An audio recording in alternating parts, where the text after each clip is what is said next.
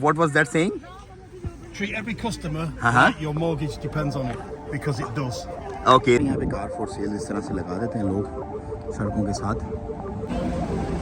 तो भाई ये वो जगह है जहाँ पर गोरे कभी कभी घूमने आते हैं। देसी यहाँ पर पूरा होल्ड और कंट्रोल है।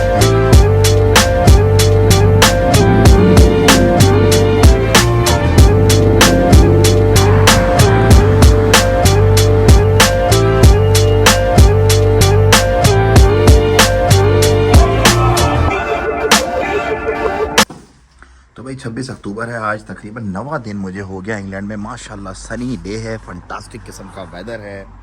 और भाई आपका है इस वक्त डिनकेंसन रोड, जो कि विम्सलो रोड और लॉन्ग साइड रोड के बिल्कुल बीच में वाक़या है ये जगह। यहाँ पर जो है निकल रहे हैं, आज कुछ मीटिंग्स हैं, कुछ चीज़ें हैं, कुछ हाल अहवाल है।